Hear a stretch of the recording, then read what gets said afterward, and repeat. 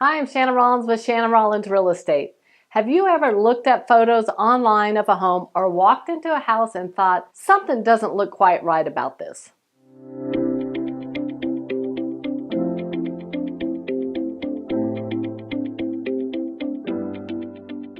The way your home is decorated or designed, or both, can have an impact on the way buyers feel about your house. So you might be saying, what difference does it make the way I design or decorate my house? Well, it's because the buyer has a reaction to it, and you want to have the best opportunity for selling your house. So here are some design and decorating tips. First of all, you usually never want to have any furniture pieces at an angle. In a bedroom, having a bed at an angle in the corner is going to make the room look smaller. Same in your living room. If you have the sofa and a rug at an angle, it's not going to set quite right in a buyer's mind when they look at the room probably. It's usually better to line up your furniture kind of along the lines of the room the way it's laid out. Now that doesn't mean you have to have your furniture on the walls. You can have it pulled away from the walls. But if you do that, it's going to make the room look larger, either longer or wider, depending on what you need for the room to look balanced. Now, while we're in the living room, I want to talk about your TV console. Your TV console should always be longer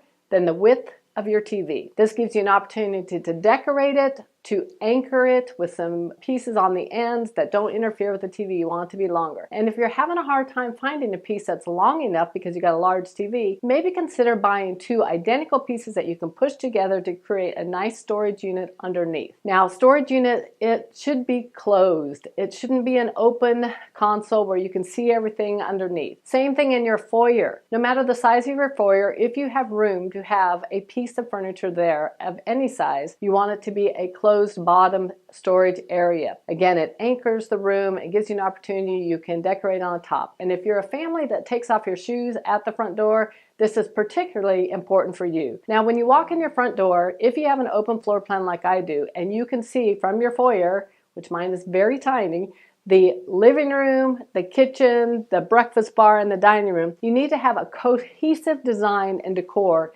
in there. It doesn't mean you have to be matchy-matchy. My breakfast bar chairs don't have to match the dining room chairs, but I need to have a cohesive color that kind of pulls throughout the whole space. And you can do this through, for instance, like your rug in your living room. I might pull that tone and tie it to the chairs that are in my dining room. Another place to do this is through pillows or through artwork. Artwork is a great opportunity to pull some colors from one room to the other. Now, speaking of artwork, if you have smaller rooms, it's important to have the furniture that's the appropriate size for the room. But artwork or your pieces on the wall is an opportunity to make the room feel larger. It's better to go with a large piece than several small pieces. It will make the room look less cluttered, more open, and make the room feel bigger. In your dining room, your light fixture over your table should be placed between 30 and 36 inches from the top of the table. If it's too high or too low, it just doesn't look right.